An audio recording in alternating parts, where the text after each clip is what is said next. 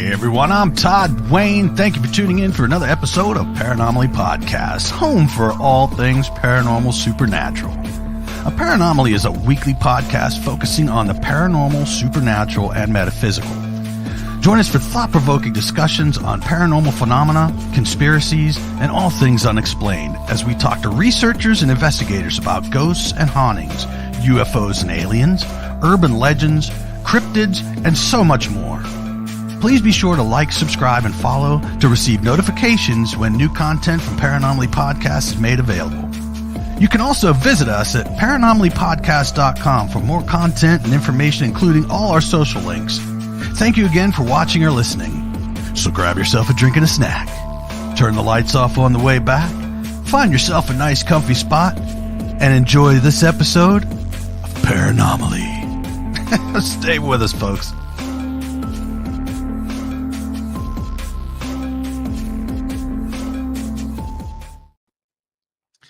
Hey everyone, how are you tonight?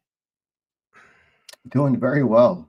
I love your radio voice. It's so awesome. I wish I had that radio voice. It's so cool. It's so soothing. It would put me to sleep. You should do like audiobooks. I would love to do that. I've been trying. So, Reverend Torres. Yes, sir. Please tell us about yourself. All right. So where do I begin? So my name is Reverend Dr. Kenneth Torres. Other people know me as Dr. Ken or Father Ken. I just choose to use Reverend Doctor because it's more neutral and it's respectful to all the Christian faiths. I am a veteran. I was in the Marine Corps. I was in combat. I'm a board certified mental health coach. I have a master's in pastoral counseling with over 1,000 hours, clinical hours with the VA working with veterans. And I have a doctorate degree in divinity. So I have religious degrees, little different than the secular degrees, but nonetheless, you know, my religious degrees allow me to help other people in different cultures and different faiths. I'm a member of the Warren Legacy Foundation for Paranormal Research. I am the director for the Spanish Division. I am the prior general of the Solomonic Order of St. Michael the Archangel, and I'm also part of the Order of Exorcists. I'm 40 years old. I live out on the West Coast, and I'm also retired. Like I said, I'm medically retired from the Marine Corps. And I do a lot of chaplaincy, pastoral counseling, and more importantly, I think what everybody wants to hear is that, yes, I am involved with the paranormal. And that's very interesting. And thank you very much for your service to our country. Thank you. And I have to ask you, when did you first get involved with the paranormal? So growing up in the East Coast, my family is of Puerto Rican descent. And so I grew up with the religion of Santeria. My grandmother was a high priestess in this practice, and I would see a lot of the things that she would do. And there were a lot of things that were unexplainable that I saw growing up. And even till this day, I question whether or not it was just hallucinations as a child, or if these were really things that I saw. My family, we suffered a really, really bad attack when we were living back in Paterson, New Jersey. We lived in this 2-story apartment complex, and we were the only people on the second floor. And as soon as we moved in, a lot of weird things started happening. We started seeing doppelgangers of my little sister. There were putrid smells. We would wake up with scratch marks on our body. Things would be destroyed. The food would go putrid from one day to another. We would hear loud music downstairs, people talking. And anyway, it turned into something really negative to where my little sister was attacked and was overtaken by something. And so we had to call clergy. And seeing these things growing up, experiencing these things, that's when I got involved with the paranormal. And I think 1997 WPIX News, after watching The Exorcist, I saw a video of Ralph Sarchie. And then shortly after that, it was Ed and Lorraine Warren. And so I've been in with the paranormal since 1998 as a younger kid and as an active investigator for about 15 years.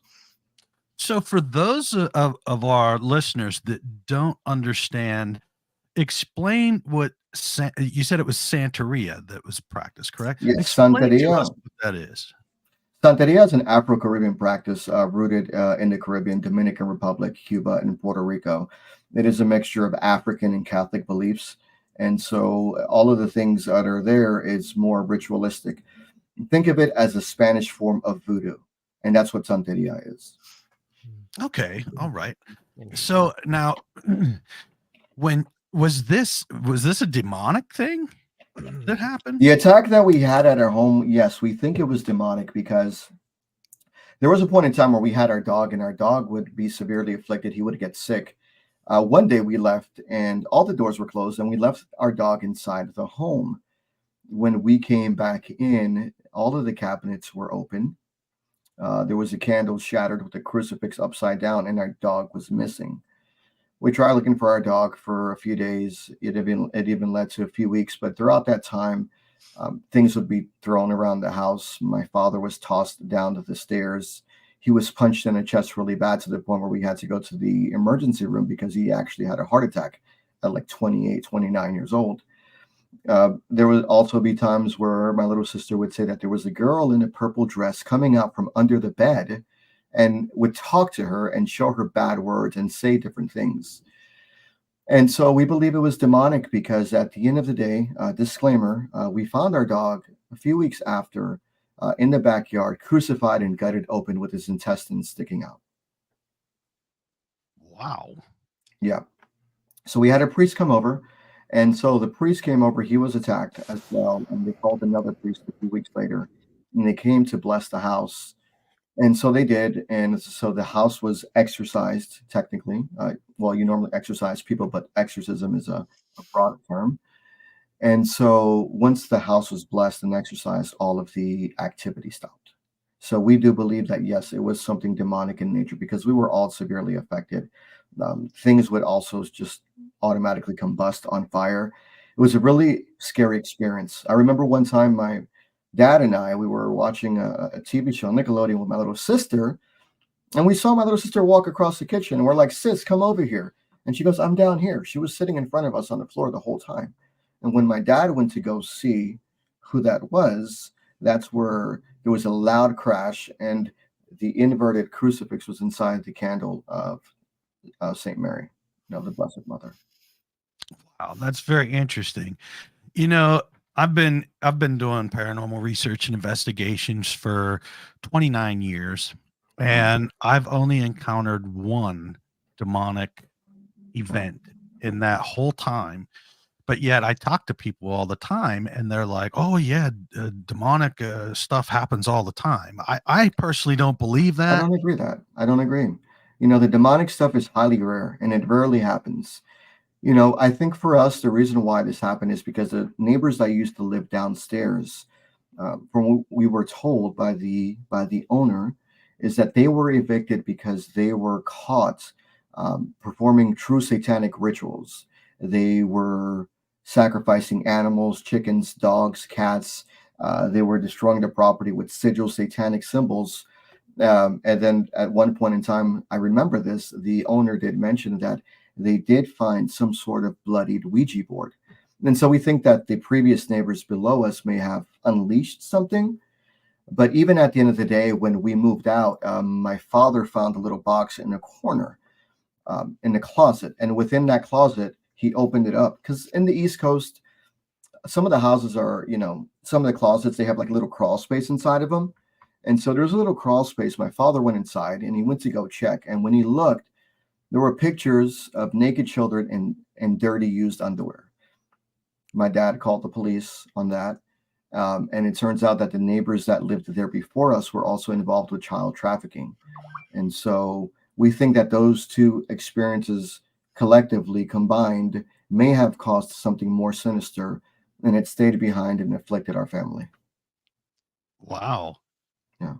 Could it be possible, I just have a random thought here real quick, that maybe normal Earth environments aren't exactly conducive to these lower vibrational demonic entities, and it's just certain areas where maybe ritual sacrifices have taken place that have substantively altered the energy of that area that enables these demons to manifest themselves or manifest activity in certain places like that. No, I agree. I think that is a strong possibility, and I think it happens more often, but we don't hear about it. But for me, though, the demonic activity, because that's what everybody wants to hear. They want to talk about demons. Why? Why do you want to talk about these beings that, in retrospect, according to my faith and my experience, they do a lot of harm to people? But when in reality, when you're investigating the paranormal, you're more than likely not going to come across some sort of demonic entity. What I think happens is intrinsically, we are intertwined with our faith systems. We look at the different faith systems from around the world, and we understand that there is some sort of afterlife, or there is some sort of teaching of spirits and good beings and bad beings. And I think what ends up happening is many people mix their belief systems with the paranormal while investigating. And I don't think those two go hand in hand. You can be a person of the faith and protect yourself and believe in whatever you believe in. But when you're doing these investigations, I would say approach them from a scientific standpoint and not go with the idea that you're going to encounter a demon. Exactly.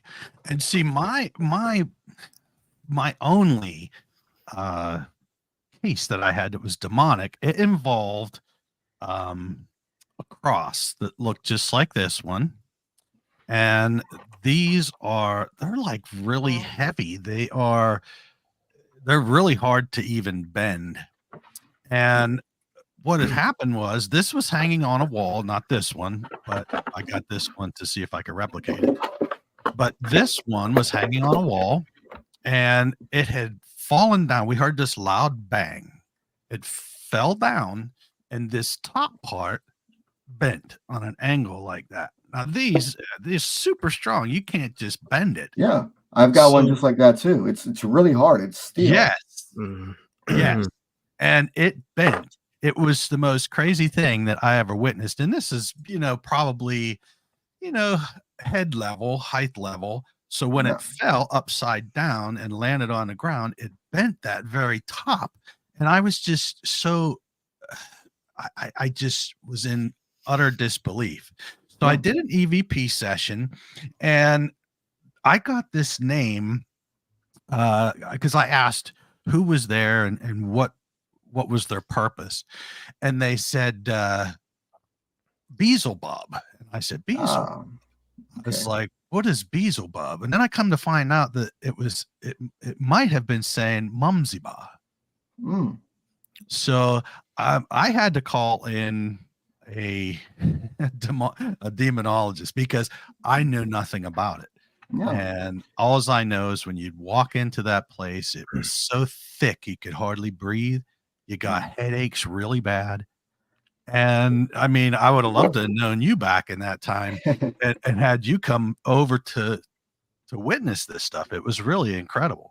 There are some places that are heavy with energy, but I often quite ask this question as well, because we do have free will. And the saying is that if you're a jerk in life, you're a jerk in the after death.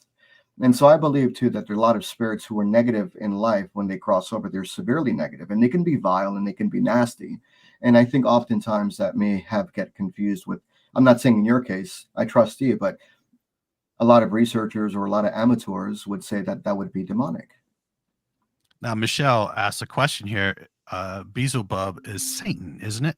Yeah, according to demonology, to the Judaic belief systems, especially Christianity, yes, Beelzebub is a demonic entity, one of the princes of hell or Satan. But I don't really do demonology. A lot of people think I'm a demonologist. I'm not a demonologist. My job as an exorcist, as a clergy, is to provide comfort. I don't care the history of the entity. I don't care anything about their characteristics. All I know is that if there is a true possession case and I have to perform an exorcism, I just need to know the time of their arrival and the hour of their departure. I don't care about their back history. I don't care about their biography. That means nothing to me. So I applaud those who are into demonology, because that's what demonology is. You're studying the history of these entities. But honestly, as well, too, humans have given these entities names. And even these names that we have, or let's say these entities would give their name, what's not to say that those are false names? See, as human beings, we have the need to want to be in control and to want to know things. And so what do? We take control of things and we label them a certain thing. So this is very interesting because Jim and I were talking about spirits that will lie to you. Yes. And That's what I was Jim, gonna if you can elaborate on that, Jim, that'd be wonderful. Yeah, I would just say just from my own personal experience, and I think I do have a Thank you, Michelle. bias here. Um, it seems to be the case that predominantly at least these sort of mid-range fourth dimensional kind of astral entities tend to lie a lot. They lie just, way more than they tell the truth, most likely. Yeah. And I just think that people just in general need to really take into account, that these are just in general just really untrustworthy sources, that should not be taken seriously. No, I agree with you, and that's a very honest comment, and that is something that I would say. The truth is, like, as human beings, myself, I don't know everything. I don't have all the answers. There are so many things in this world that it's not understood, especially when it comes to the spiritual realm. I can only talk from my experience as clergy and what I've experienced. As a paranormal investigator, I have never ever encountered anything demonic ever. As a matter of fact, when I do investigations, I don't even go with my caller. I go because I am looking to verify that there is some sort of supernatural activity by using equipment and devices. I don't mix my belief systems in. Like when I do a lecture, that's a whole different thing. If I go and I do a lecture, obviously I present myself as who I am, but I'm only giving people the understanding from where I come from, because everybody wants to learn and they want to know about demons. But how about we understand? How about we learn more about the other things of the supernatural? Like, there's fairies, there's tulpa, there's egregore, but not everything is demonic. And when it comes to spirits, as Jim, you were saying, yeah, there's some spirits that you just can't trust. And there's also some spirits that are really just caught in this limbo, so to speak, who are just trapped in this state and they just need help crossing over. And that's our job, to try to help them understand what has happened and help them get the peace and comfort and the closure that they need. Now, tell me your thoughts on thought forms. Now, I know that and I know some of these places that like Penhurst, Waverly Hills, you start out with the history of the place and the people will go tell you the history, but seems to be that a lot of these guides they're telling fake stories. And of course, we know thought forms will, if you start a thought form and many, many people continue to believe that thought form, it actually manifests into something. So, what is your take on thought forms and the paranormal? I know that it is very complicated now. If I do something in the paranormal, I need to make sure that it is not a thought form. So, Yeah. history is very important. Yes. Well, I think you're referring to like tulpa and egregore. And Yes. we know that tulpas and egregores do exist. And a prime example was the Philip experiment. I'm sure you're familiar with the Philip experiment, where a bunch of people got together and they manifested this thing called Philip. And throughout all of them, throughout time, eventually they communicated with the spirit that was called Philip. So it was called the Philip experiment. And these individuals generated a tulpa, because tulpa is singular and egregore is multiple. And so I do think that thought forms are good. I think thought forms are things that can happen. I've never experienced them myself, but I have heard stories. The mind is a very powerful thing. As human beings, if we are able to unlock a certain percentage of our mind, we are able to do things. You look at history with the government. The CIA used to use their spies that had these intuitive abilities, and it would help shape the tide of the war. And they were able to locate certain things, when it came to the Cold War. So our minds are very powerful. Yes. Yes. Yeah, that reminds me of the Montauk Project. I Yeah, think this is kind of the extremity of, yeah, what can potentially be created, with thought forms. I yeah. mean, I know there was some kind of technology they had that was assisting with this, but apparently they created, I don't know if you know the story, some kind of Yeah. some kind of monster or something, you know. I've never heard of If it, and that's I'm gonna have to look into that. Jim, could you share that with me? Because I'm really interested. I like learning about these things. yeah, What I try so to what I try to tell people is, more importantly, first of all, don't mix your religion with the paranormal, because if you do that, you're going to miss out on so much. Because I find that if you're very religious and everything is religion, and you go into the paranormal with a religious mind, you only have a linear state of thinking, and you're not allowing your mind to learn different things. Be inclusive, be open, be understanding to different people's perspectives and faiths and beliefs, and be in tune with the new technology that's out there. Just try to separate the religion for a second, and take the paranormal for what it is, as science. And then I think you'll have a far more better understanding, and you'll have more joyful experiences. Yeah, I agree with that. We have someone that wants to know what a thought form is. Ken, you want to tell us about that? Yes, Courtney. Believe it's Courtney, or Stasi. Stasi, Stas. yes. So a thought form is, they're called tulpas and egregores. Tulpas are, I believe, they're singular. Basically, just think of you as manifesting some sort of imaginary friend. It takes on its own life form, and it does things on its own, and it can project itself to be some sort of supernatural entity, when in reality it is your own thought process. It is your own energy from your mind. And the egregore is the same thing, I believe, but with plural, with multiple people combining together collectively, mentally, emotionally, and on an energetic level. They can create another energy, which is called an egregore. Yeah, and it can be very, very powerful. It can be very powerful. I actually had a case where we had a tulpa. We had an individual who went through a lot of traumatic experiences. And a child went through a lot of traumatic experiences, and things started happening. We got the evaluations done. They went to the doctor. They had clergy come over. Nothing seemed to have worked.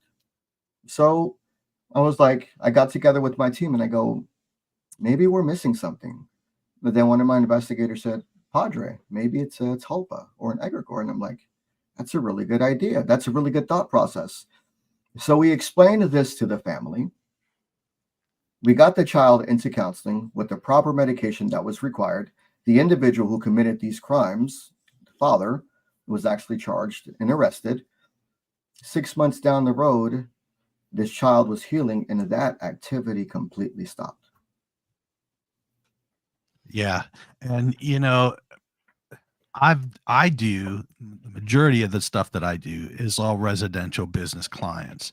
Yeah. So we have, and I've done many of cleanup from other so-called paranormal investigators that go in and don't understand the psychological effect they can have on someone from saying that they have demons and things like that. And I've cleaned it up many times.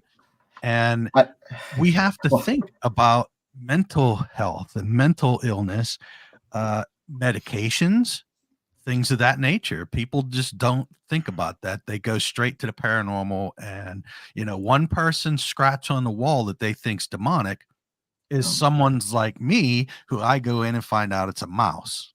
yeah, it's an important factor that you brought up. I believe genuinely there are people who have really good intentions when it comes to residential investigations, but I believe residential investigators and urban explorers, they're not the same thing unless you've got some experience. Residential investigations is very intricate, because you have to take into account the family dynamics, the social status, their mental health. You have to be mature and know enough how to communicate effectively with the family, and overall be able to ascertain what's happening in the environment. You take little cues and subtle things. Well, a family, a mom says, hey, you know what? I'm waking up with scratches. Okay. I'm waking up with bruises in my arm. Or I woke up with a black eye. Okay.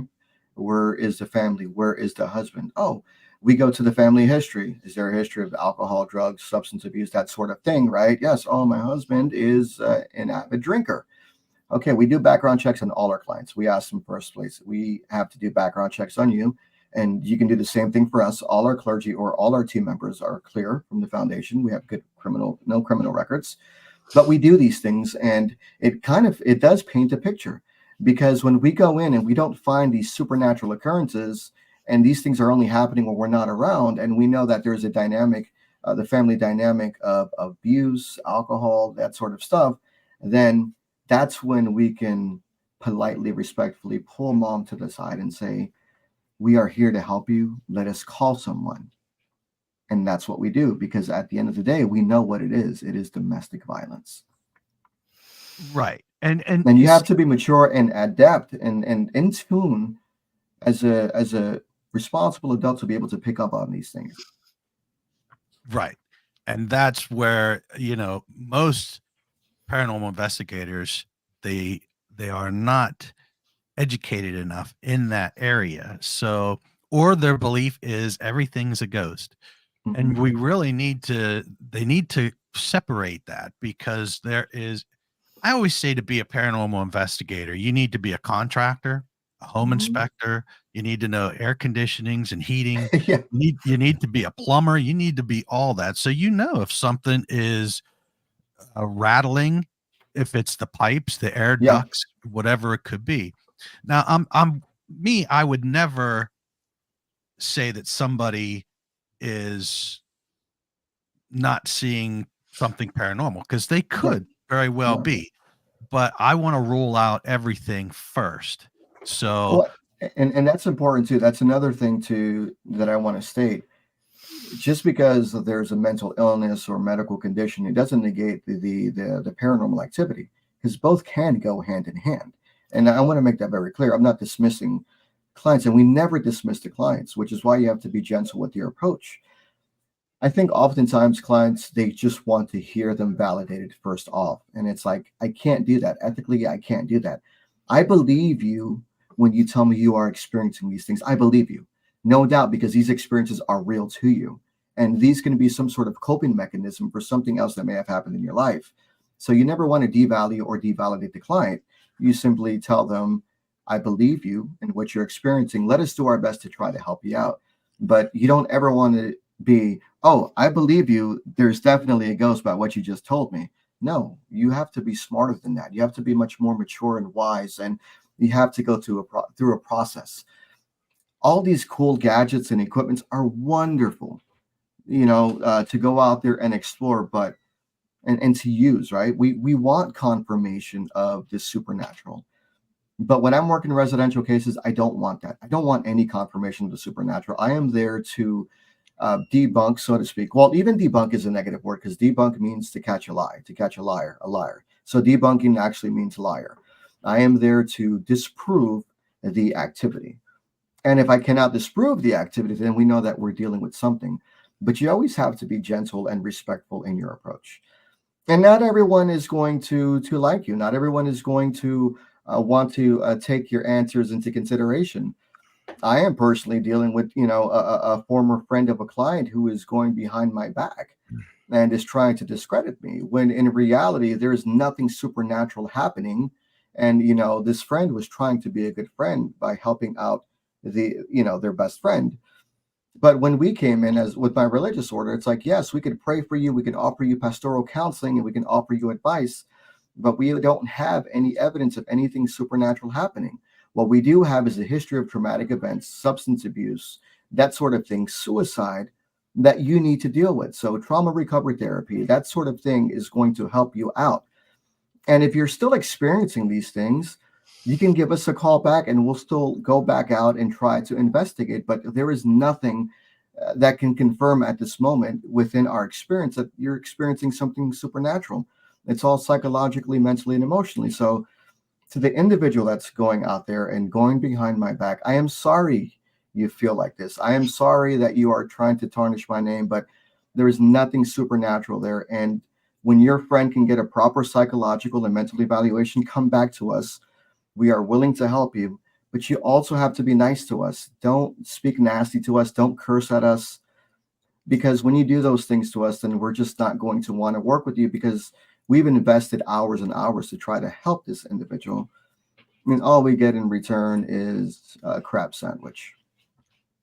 Yes. And what you said was perfect, because I have never in my years of doing this ever told somebody, and I think this comes back to the psychological aspect. I've never told somebody their house was haunted or that they had ghosts. I always would say, look, you have something happening.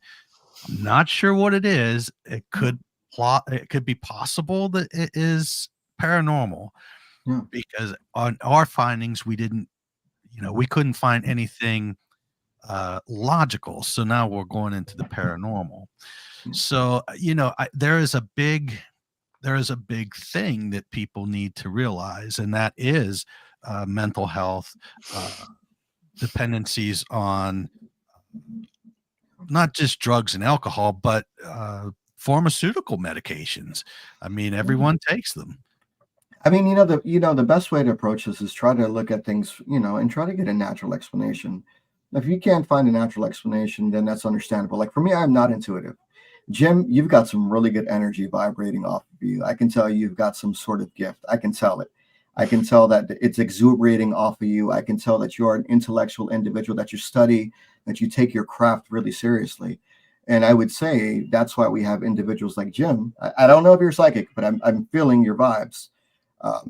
That's when you have people who are intuitive as well to come in and help with the cases as well. Bring in intuitive psychics, mediums. Oh, don't say that, Padre Ken. That goes against the Bible. Big misconception. I believe people who have these gifts are gifts from the Creator. And if used properly, they can help people out. And so you go in with intuitive psychic mediums and you confirm their findings with what equipment you have, then you have something. But you just got to look for the natural explanation first. Reverend, I don't know what this energy is that she's talking about, unless I'm just not reading it correctly. Do you have any insight on this? I have no idea what Dralion energy is. What about you, Jim? I don't know if You it's hear good, that? but it sounds like it's from like Star Trek or something, and it sounds kind of cool. Yeah. No, I haven't heard about that. No. Yeah. Okay. All right. Jim, what are your thoughts? Obviously, I'm very grateful to be invited to your show. And it's a very humbling experience.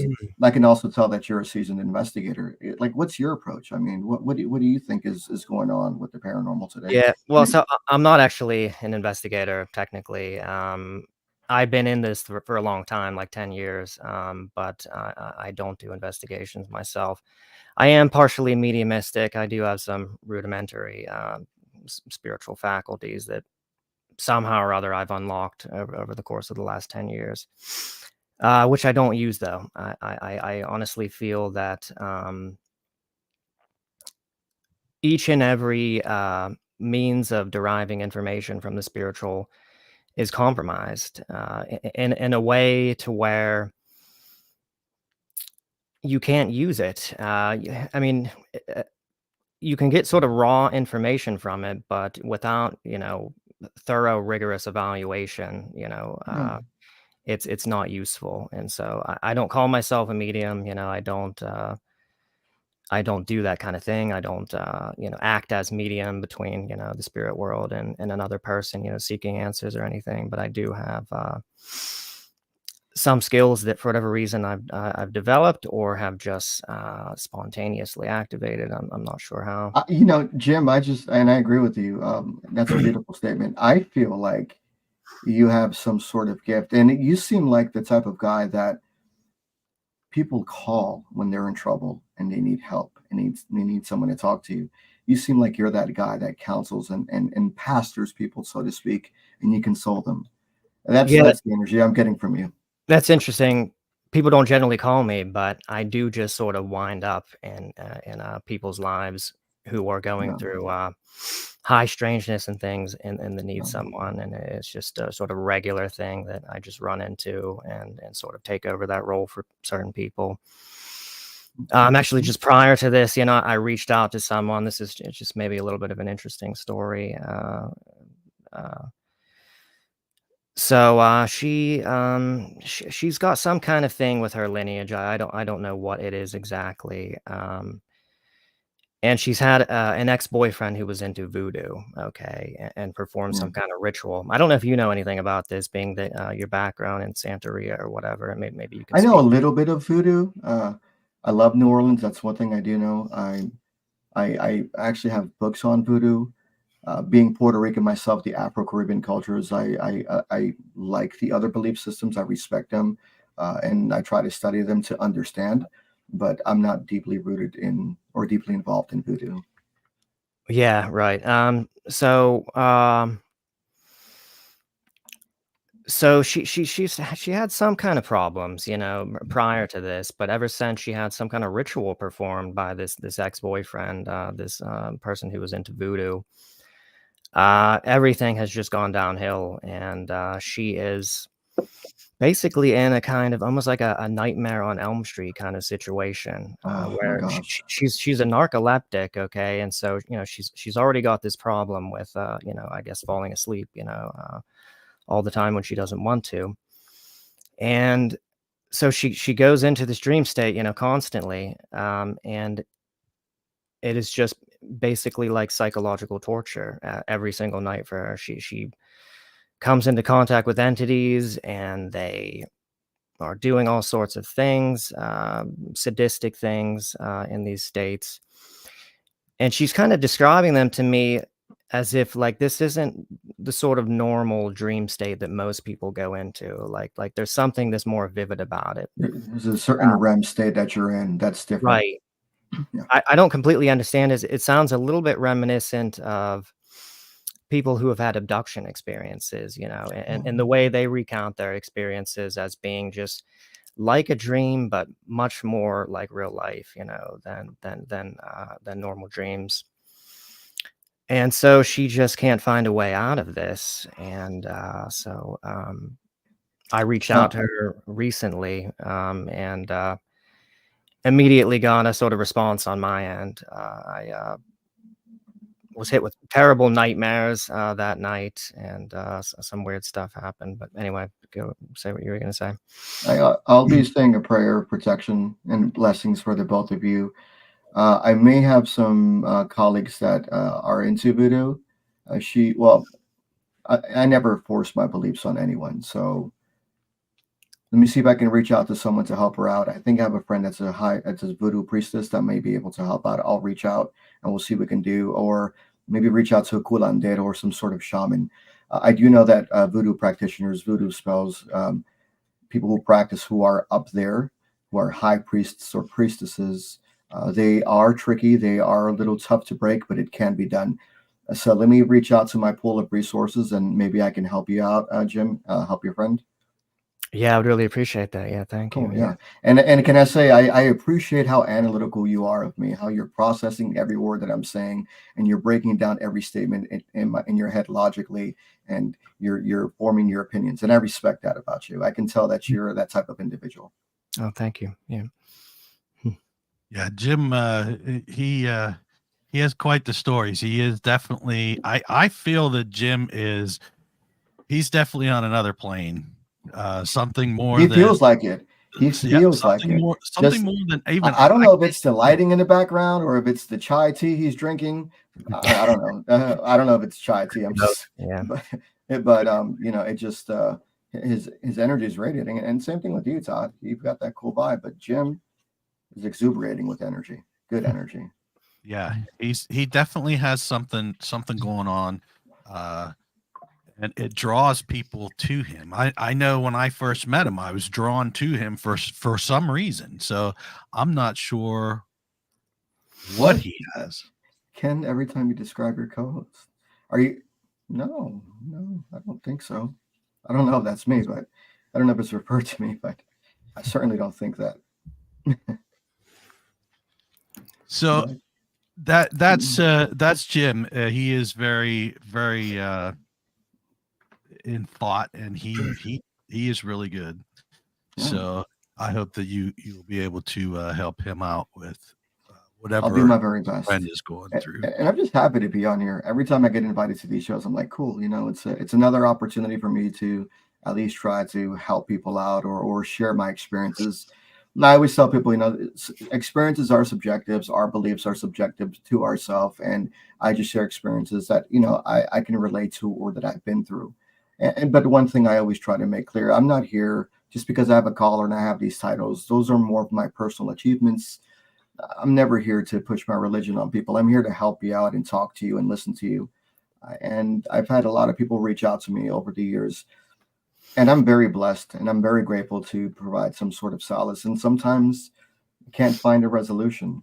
And that's one thing that I think as investigators, we have to understand and accept, that we can't always help everybody. Not everyone can be helped. And that is a tough pill to swallow. I had a case where there was an individual's family who reached out to us, who was experiencing allegedly some sort of supernatural phenomena, and they had a team come in. And this team came in with limited experience, and they gave their evaluation, and they said that my psychic, and I'm not knocking intuitives, but their intuitive individual said, you have 40 legions of demons afflicting you. They weren't able to find any concrete evidence. There was nothing happening. The team left. They said, well, we're done with our investigation. We need $1,000, blah, blah, blah. They reached out to us. We started doing the evaluation process. It turned out that the individual was suffering from some sort of mental illness, which once again, doesn't negate the supernatural activity, but there was already something mentioned to them. And so a week or two went by, and when we finally got a hold of the family, the client had taken his life. And the note was, I'm taking my life because there are 40 legions of demons inside of me.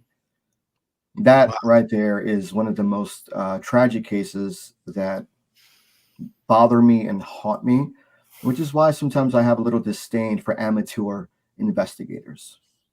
And I shouldn't, but as a person, as a human being without the collar, it disgusts me when people are using equipment and using team names and logos to prey on individuals who need the help, who are really reaching out to you because they trust and confide in you, and you are being predatory in nature. I don't like that. Right. And it stems from TV too, yeah, TV shows, people see it on TV and like, well, if the little lights are blinking, then that's a ghost. So, they don't know how half the people that I talk to don't even know what the equipment does. yeah. They just, if it blinks, hey, it's a ghost. Yeah. It's like, oh, I'm using my SLS in a residential place. Yeah, probably not the best place. If it's a small confined environment, you're probably going to get false positives. Right. Oh, well, no, the SLS is concrete. The SLS is concrete confirmation of supernatural. Okay. If that's what you believe, I'm not going to argue with you. I implore you to understand more and to research more. But the last thing that I ever want to do is investigate someone's home. The last thing I ever want to do as clergy is perform an exorcism. That's the very last thing. My approach is coaching and counseling. I am a board certified mental health coach, and I have a master's in pastoral counseling, chaplaincy. And so I use those gifts, those skills to help and coach people to get them back on track. If I can help empower you, if I can help you understand the phenomenon, which is normally internal, then I think we're going to have a happy ending. Yes. And, my thing is this, whenever, and I see this, well, actually I feel it. People with sort of Down syndrome or IDD, people like that, I believe, are way more susceptible to paranormal occurrences because they're not conditioned. They are very much true spiritually as well. So I believe that they are more susceptible to paranormal, including evil entities that can manipulate them more. Yeah. The truth is, for me, Todd, is I don't necessarily care about the spirits or the spirit activity that's happening. I think for me, on a professional level, ethically, that is the second thing we need to worry about. My main focus is always going to be the family. That is the most important thing that I will always focus on. And so I know Stasi asked a question about the frequencies. I can't answer that question. I believe that this is true, but I don't necessarily focus on the energy levels or the vibrational lengths. I don't focus too much on that because it's not my main focus. my main focus will always be the counseling and the pastoral counsel, the chaplaincy, the coaching, the guiding, listening to the family. And it's been my experience that when you are able to get a family to open up about their experiences and the things that they've gone through, it's more of a relief. And I think through my experiences, it's just my experiences, that when you have that open level, that open wave of communication, the activity seems to subside, because a lot of the energy or this paranormal activity may stem from, stress or anxiety, or maybe it's misunderstood. Maybe it was Uncle John and he's upset that you got rid of his favorite toaster, or maybe it was the neighbor who was there 20 years ago who used to go down the middle of the night to get Twinkies, and that's just his energy repeating the same thing because he loved Twinkies, like everyone does, because I do too. And I think often people confuse that with the demon. It's like, no, there are different forms of energy. And as clergy, I can confirm that not everything is demonic. Yes, we have spirits out there that are bad in nature. But then, even then, when we look at and we say demonic spirits, how sure are we that they are demonic? Are we misunderstanding them? Is there a misrepresentation? Because that word is thrown around so loosely. And so my main focus is, if there truly is a demonic possession, I will know, because we will have activity like levitation, sulfur, individuals. It's a whole different ball game than it is just doing paranormal investigations. So I often separate the two, because they need to be separated, because there's no reason why you should be talking about demonic possession and exorcisms during a paranormal investigation. Those two just go hand in hand. Different forms of energy. Yes. And I agree 100% with that. There's just this whole thing with evil and demonic things. To me, it's just mind blowing, because like I had said before, and even you said, I've been doing this for 29 years and I only ever had one case that was just way over my head. We had all these things happening, so I knew that this had to be demonic or something very evil. Yeah. Or there is evil. It could be, instead of, well, not that case that I did, but perhaps maybe someone got scratched because maybe a spirit is just ticked off because they keep being woke up, mentioned, whatever. Can I elaborate on that? Absolutely. And this is in no way, shape, or form, because I have colleagues and friends that own locations, and this is no attempt to speak rash of you, but there are particular cases where I think that you go to a location and there is no energy there, and you have this repeated constant flow of teams and investigators summoning and calling these things, and then I think they get upset and they come back, and that's why you have the energy there. Absolutely. For example, for me, I've never been to the Conjuring House. I've met Corey and I met his wife. He's a combat veteran like me, a U.S. Marine. And I believe the experiences that they were having and the activity that's caught is true. But how much of that is actually energy that is being summoned by all of these other individuals collectively combined? Maybe there really wasn't anything there. Maybe it was gone for a while, but coming back and calling these spirits over and over and over again, we'll have something come back. And it is true, though, from a clerical standpoint, that communication, that mere open communication with spirit, can also attract something else that can be darker in nature. So we also have to be careful when we are attempting spirit communication. 99% of the time, you're not going to get a demon. You're going to get Uncle John, or you're going to get Bobby Joe. But there is that small possibility that one of your teammates has really low energy, really low vibrational lengths, and is contemplating taking his life, and is contemplating all of these different things, and is in a bad state physically, mentally, and emotionally, and is conducting a paranormal investigation, which is a bad mix, because you should never go into a location. You should never investigate in that mindset, in that frame of state. And so there is the possibility of summoning something darker. And even something darker doesn't mean demon. It can be an evil entity. It can be someone who is just nasty in life, who's stuck wherever he's at, and now he has the opportunity to come out, and it can affect your energy. It is true. Energy does attract energy. Yes. The Stassi had a question here. want to get your input on this. Tips Tips for for getting getting rid of rid of shadows. shadows. Okay. Well, Stassi, what I would say is, first of all, if you can, try to ignore the shadows. The more energy you give it, the more energy it's gonna be fed, and so you're gonna give it more power. So what I would try to do is try to oh my gosh, I just lost my train of thought. Is try to ignore that energy. But if you can, surround yourself with the white light, do more positive things around your house.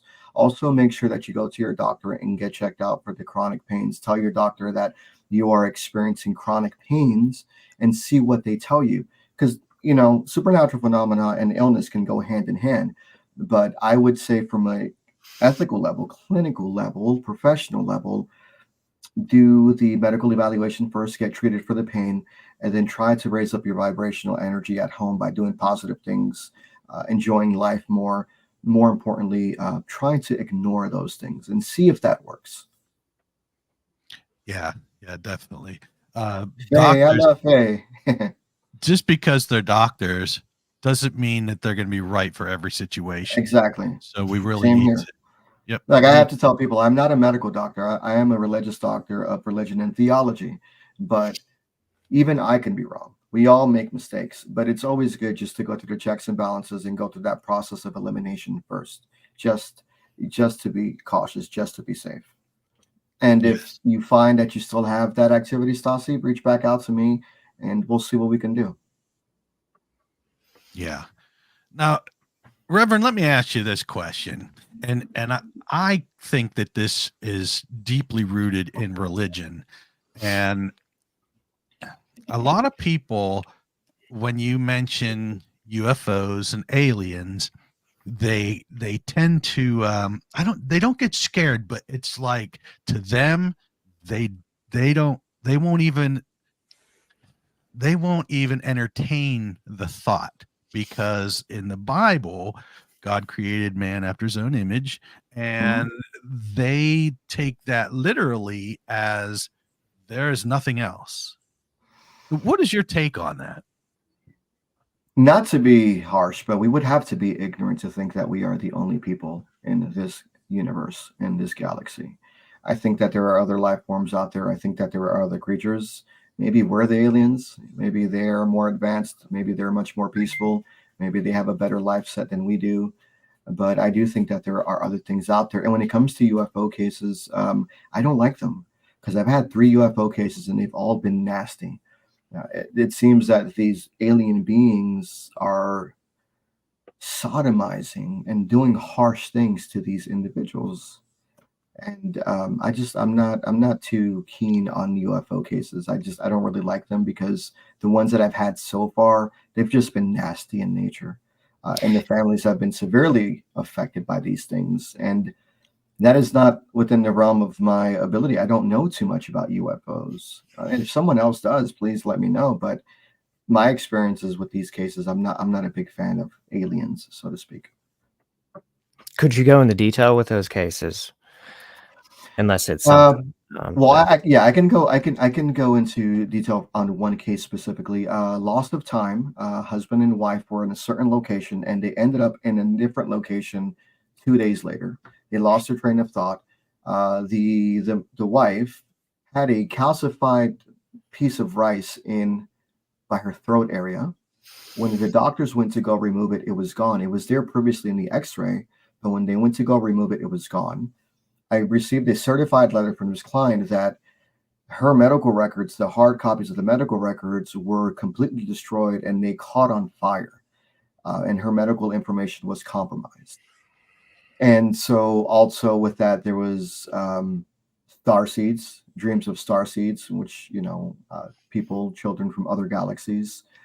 But at the same time, it was just a horrible experience for them, because it was constantly being scientifically poked and prodded. And this individual did go to the doctor, and the doctor could not confirm why they were sodomized, how they were sodomized, but it was confirmed that there was some sort of sodomy that took place within her body. Yeah, I would wonder if that's potentially a My Lab related case. If seemingly there was some maybe human collaboration, for those files to be destroyed. Yeah. Um, I just got goosebumps when you said that, because that is a strong possibility. right. Yeah, that's interesting, and that's why I wanted to ask you what your take was on alien beings or Bigfoot, things like that. I kind of believe that these things, if they're as real as people think they are, why we're not, especially Bigfoot, cryptids. Well, when I was younger in Puerto Rico, I'm sorry, I didn't mean to cut you off, but when I was younger in Puerto Rico, I actually saw the chupacabra. I was at my aunt's house, and I woke up at I don't know, maybe middle of the night to get water, and I heard her chickens going crazy. And when I looked out the window, I saw some being, maybe 3.5, 4 feet tall, with like a round tummy and some sort of spikes. And I saw these big glowing eyes, and they were eating the chickens, but I was paralyzed. I couldn't move. It looked over to me, and I saw it. And next thing you know, I wake up and it's 10 o'clock in the morning. But when we went out the next day, all my aunt's chickens, they were punctured. They had puncture wounds in their neck, and they were all dead. Interesting. No. So so there are things that are unexplainable. I believe in these things. And what I was getting at was I'm wondering, because there's claims of sightings, but I'm wondering, do you think it could be something interdimensional? Do you think that they might have a means of, if we see Bigfoot, they can cloak themselves, they can turn invisible? That's the kind of questions I'm looking at with those kind of creatures. No, I agree. And I think that these creatures can be interdimensional and are interdimensional. There's just so many things that we don't understand in this universe, in this paradox called life. And I believe that, yes, these creatures are interdimensional, can travel back and forth from different galaxies or maybe different parts of the world. But it's just not something that we're privy to, because as human beings, we don't have the logic and the mindset to comprehend these things. All right. Stassi has another question. So dimensions. Well, I will give you a Star Trek example. For me, a dimension would be, we're on this plane, and then there's like some invisible rift that will take you to another galaxy or another universe. Or let's say on a spiritual level, we are here, and then a dimension will take you somewhere else. It's basically like a different world, a different state of mind, a different state of being, and where you're physically in it. And yeah, that's definitely, that is a to me, I think, so possible, because all the millions of sightings, but there's no, we don't have a physical, nobody has Bigfoot's head on the wall mounted like they have deer. Yeah. So hey, Rich, how are you doing, sir? Thanks for tuning in. First of all, I want to give a shout out. I wanted to give a shout out to Rich. Hey, I've always respected and I like the work that you do. Thanks for the comment. Yes, and it looks like he is saying that there's been a congressional committee. There is, held to secret government agencies keeping the existence of UFOs and aliens that exist among us. Yeah, I being in the military, you're obviously, we're not privy to everything, but I've had colleagues and coworkers that have actually gone on to do different projects within the government, and I go, "Hey, man, what do you got going on?" He goes, "I can't even tell you, man. Are you doing?" A lot of my buddies are like Special Forces, Recon, Navy SEALs, but then some of them get tapped for other jobs that are outside of that specialty, so to speak. And yeah, there are government programs that we are not privy to. Yeah, and that was one of the things that I was going to bring up with aliens and UFOs and religion, because I believe that, as I said, most people wouldn't line it with the Bible. Second off, mass hysteria. And this is something that we've learned from 1938 World of Worlds. They broadcast that. People actually thought that there was a war going on and we was being attacked and there was mass pandemonium. So I believe between those two things, that's why the government will not come out and tell you that there is proof. I mean, there all these sightings, call it mass hysteria or whatever it may be. I do believe, and I know in my heart that there are things, and these things do exist. I just don't think we're ready to interact with them. They may have a different thought form, different process. Intellectually speaking, they might be more. They are possibly more than likely highly more advanced than us mentally and intelligently. I would offer as another reason for secrecy that it's directly tied to a whole mess of truths that, if we would become aware of them, would threaten the control system. Truths about ourselves, truths about consciousness, our spiritual, our dormant spiritual faculties, etc. That if we would become aware of these things, it would cause a problem for them in terms of their control structure. That's true. That is very true, because once we let go of this idea, let's say we come out and this is confirmed and these pictures or videos really come out to confirm that these things are real, that's going to destroy the process of life. People are just going to go mad and go nuts, because now it's going to question them it's going to force them to question their faith, their belief systems, their life, how they've been living it. So I think knowing the truth for real can cause more damage than anything. People will lose their minds.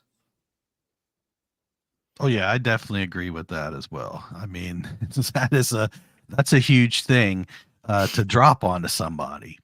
But I also believe that the government is slowly conditioning us for this coming of UFOs and things like that. Yeah, I just honestly, I don't want it to happen in my lifetime. I'm dealing with my own stuff and everyone else's stuff, and just adding this to the complexities of life, I think is going to be another layer of stress for humankind. I mean, just imagine this just getting out. It's going to destroy mindset. It's going to destroy narratives, because as human beings, we live our life according to a certain narrative. We wake up, we brush our teeth, we eat breakfast, right? We go to school, we get good grades, we get a scholarship, we get a good paying job, we get a good credit score, we get a family, we get a home. Narratives. Our lives are controlled by narratives. We are told what needs to be done in order for us to be successful. As human beings, our mindsets, we control ourselves by a narrative. We do it every day. A narrative can also be called routine. Yeah, that I agree with 100%. So, Reverend, tell us about. Now, you've been with the Warren legacy for how long now? 4 years now. 4 years, and a lot of the cases that the Warrens have done obviously are embellished by the Hollywood, James Wan, Yeah. like The Nun, right? So like Yeah. The Nun never ever happened. So yeah, I've been with the Warren Legacy Foundation for 4 years, which was created by Lorraine in 2014 and her grandson, Chris McKinnell. The idea was, not everyone knows where New England is at. So Chris and Lorraine started the foundation so that we can have a broader outreach. So right now we have over 100 investigators worldwide. I am in charge of the Spanish division. So I'm in charge of 23 Spanish countries. I have 4 directors and about 30 members that I'm responsible for. And so generally our cases, we do work the darker cases, so to speak. And when I say darker, it doesn't mean that it's demonic, although we actually have one true case that we just closed out that was that. But a lot of the darker cases we work are people who are just suffering through things in life, and they've created this narrative or this facade that everything is supernatural. I've worked over 200 cases with the Warren Legacy Foundation, and I can say confidently that 95% of those cases have been psychological. It's that 5% that's unexplainable. That's the one that worries me. And that's where I try to focus on, okay, what do I need to learn more? What do I need to understand more? Because maybe there's something that I'm missing. So, yeah.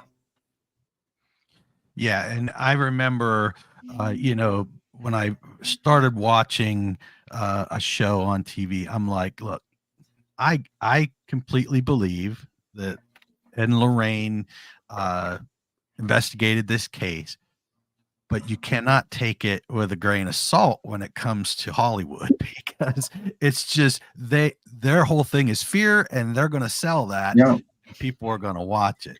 Well, just like Chris will tell you, their grandson will tell you, when they started investigating the Warrens, they had a certain process because they grew up Roman Catholic.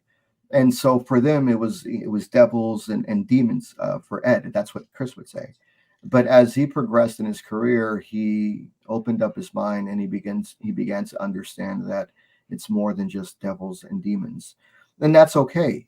There are a lot of people that have a religious mindset, and that's perfectly fine if that's what you want to believe, if that's the narrative you want to follow.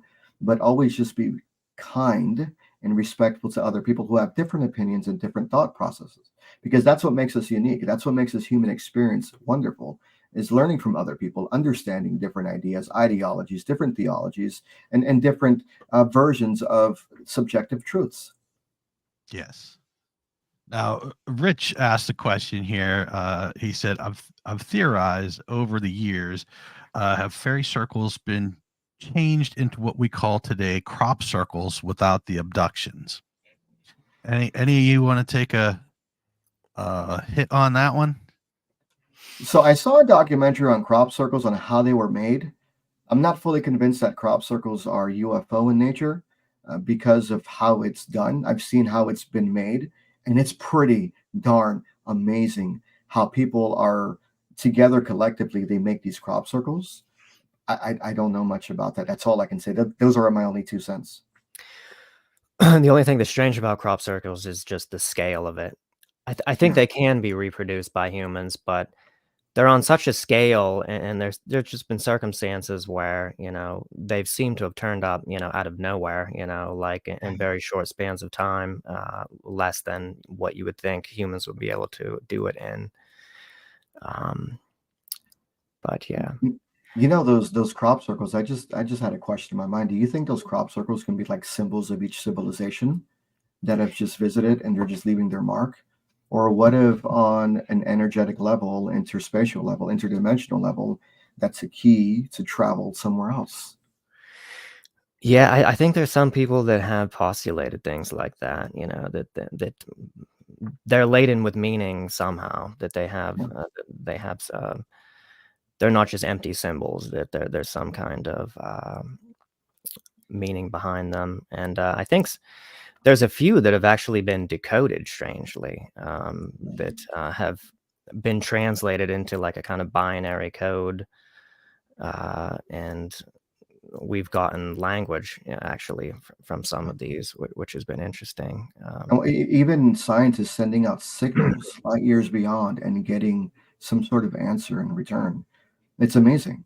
I mean, there's no limit to human capabilities. I mean, as humans, we are intrinsically in love with understanding the unknown. We do it all the time.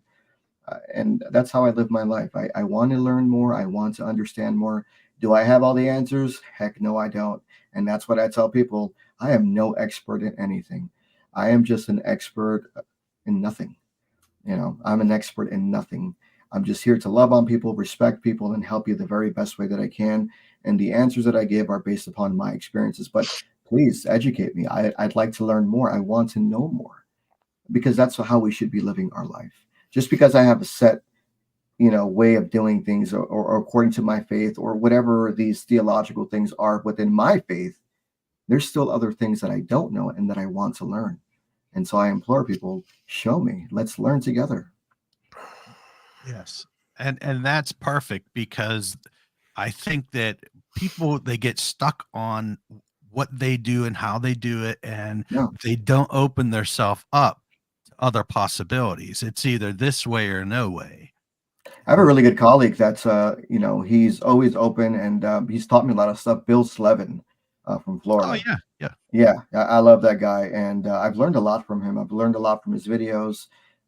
One thing I can tell you is I'm not an equipment guy. I don't know much of equipment. I got a REM pod and some other little doohickeys here that I turn on every once in a while, but I don't know anything about equipment. So I try to learn about equipment.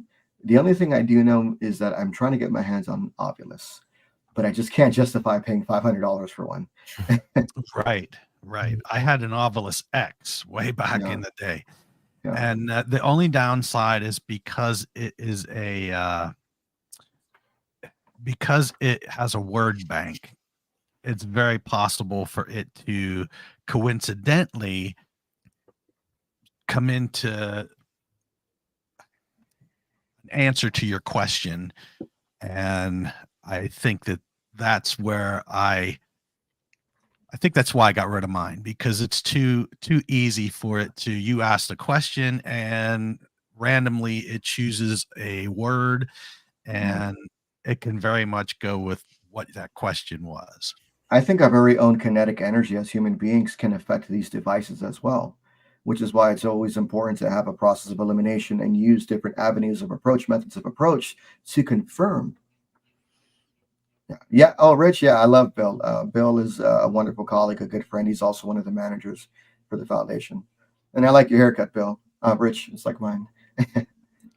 But yeah, so, and when it comes to investigating, people also need to take environmental things into consideration.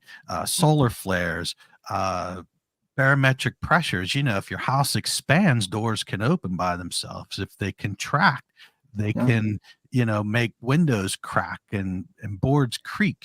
That's what we're trying to do in the Warren Legacy Foundation. We are trying to compile a list of paranormal events throughout the country, and where we take fault lines into consideration and different scientific anomalies to see if we can somehow predict whether or not there's going to be some more supernatural anomaly happening, or maybe some sort of environmental effect.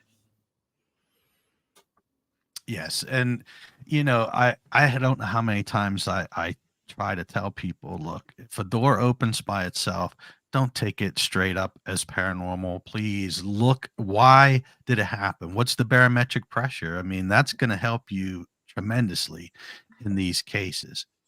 I'm struggling with my side gate. During the summer, it closes just fine. During the winter, that thing is expanded and it's literally a foot out, and I can't even close it. But it would open and close by itself. And it's like, well, there's no wind, there's nothing, but it's not supernatural, because we understand that materials condense and they expand. And so we have to Yes. take these things into consideration.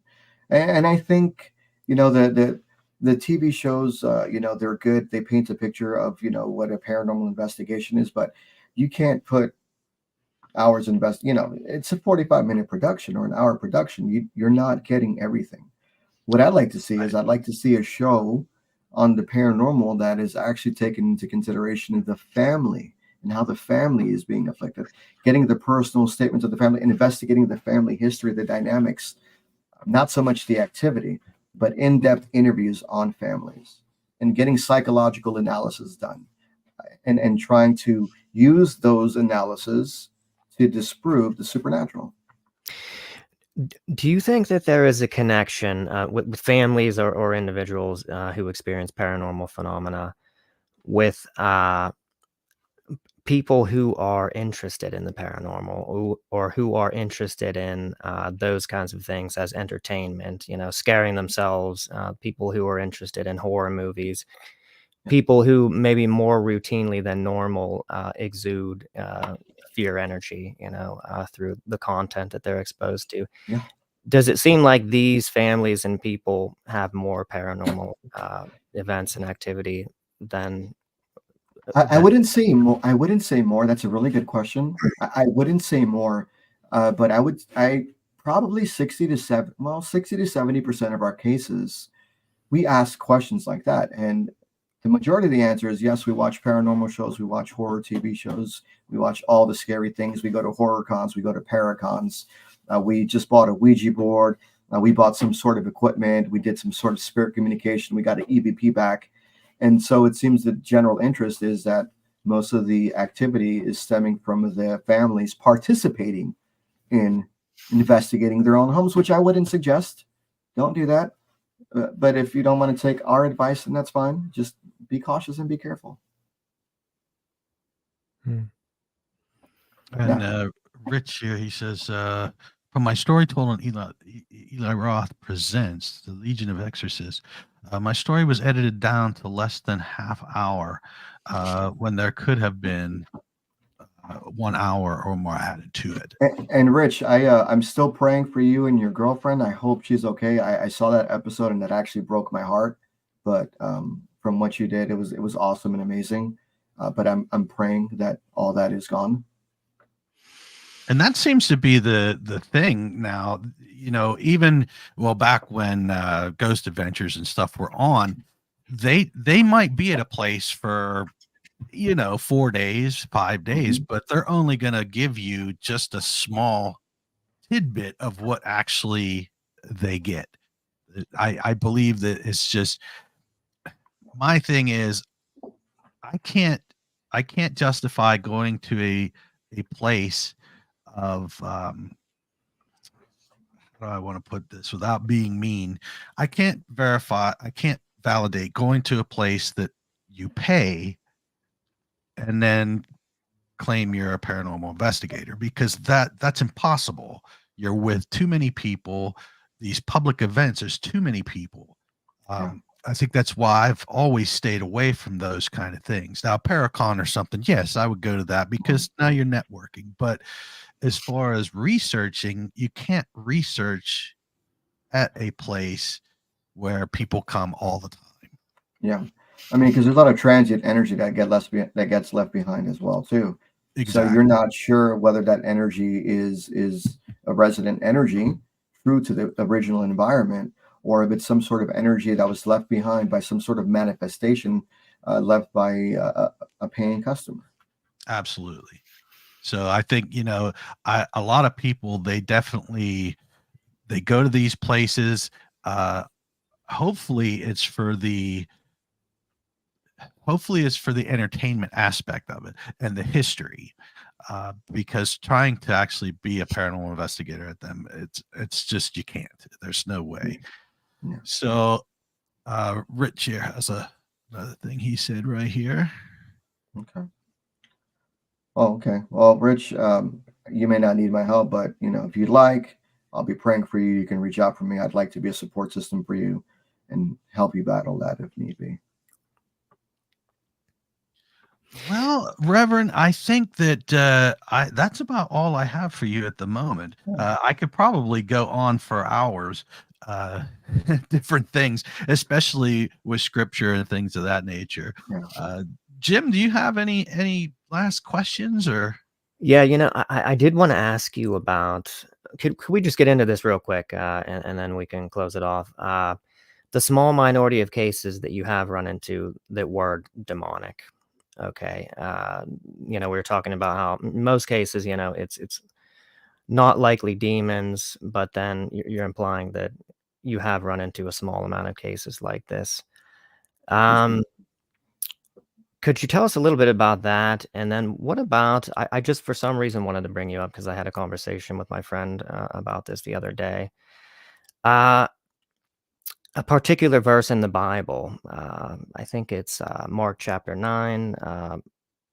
Not sure about the verse. I think it might be 29, which is essentially that. I can't quote it verbatim, but it's there are some demons that can only be cast out through prayer and fasting. Have you ever thought about fasting in relation to demonic possession and or helping someone who's even going through hauntings? Is there any usefulness to fasting? Well, for me, it's a personal thing. There are physical benefits to fasting. We know this. Physical benefits for fasting are really good. Lowers your blood pressure, lowers your blood sugars. When I'm in a situation or I'm in a case, I get pulled into a case, and it's something that, it's stronger in nature. I do put myself in a form of prayer, in a form of state of grace, and I do fast. And it just helps me to maintain myself. It helps me to focus. And spiritually, it just works out for me. But fasting is not for everyone. Not everyone can fast. It's a discipline. It takes time. But fasting physically is good for you. If anything, you don't have to do it for a spiritual reason. You can just do it for the physicality and the goodness and the cleansing that your body receives. It relieves the toxins. Now, we do know that there are good benefits to fasting. And the other question, Jim, I'm sorry, in relation to the case, what was that last question? Yeah, I was just curious just about the fasting aspect, really. If you've ever recommended that to anyone in extreme cases, In or extreme cases, if there is a person that is severely afflicted, and let's say this is really true demonic possession, I would not recommend fasting because the person's health is already deteriorating and they're already dilapidated. So you're not helping them in any sense because the first important thing is you always have to look out for your clients. You have to look out for your clients' needs, and you have to look out for the basic welfare. You have to make sure that they're nourished, that they're eating, that they're drinking water, that they're taking their medication. So if they're already in a state that's, let's say, possessed, and they're in a really bad state, I don't recommend fasting because their physicality is going to suffer. We want to try to keep the client alive. Their safety is number one. So if I say, well, you're at a point where, let's say this client is at a point where they're literally dying, and I recommend them to fast, I've just violated and I've just went unethical because I'm not taking their human needs into care. yeah, okay, I got you. Okay, yeah, I was just curious about that. Yeah, I found that interesting. Yeah, it's just a discipline. And for me, it works. I like fasting. Normally, even my schedule today, like I wake up in the morning at 7 o'clock and I don't eat until 10 a.m. and I stop eating at 7. And I just fast in between. And it just feels good. And it lowers my blood sugars and it keeps me healthy. If anything, fasting is good for you physically. Yeah, very good. Well, Reverend, I want to thank you so much for your time and coming on our show. It was a definite honor to be speaking to you, and I hope we can definitely speak to you again in the future. I appreciate that. And it's an honor being on your show. Honestly, I'm no one. Okay, I'm no one. I'm just Kenny Torres. I'm just a person that helps other people. So when you say honor, I receive it, but I'm just a man that's out here just trying to help people, and I greatly appreciate just the opportunity to be on your show. You have such a large following, and I hope I didn't bore anyone, and I hope this was educational. But thank you. The honor is mine to be on your show. I'm very humbled by it. Thank you. And I'll have Jim reach out to you through Messenger or something. Okay. Maybe you'll be able to help his friend with some advice, or maybe somebody you can get into contact with and go from there. Yes, sir. Thank you, gentlemen. It was a pleasure. All right. Thank you so much. You have a wonderful evening. And thank you for all our listeners. Thank you for all the viewers, those that joined in to the questions to ask the Reverend. And peace be with you. Peace be with you.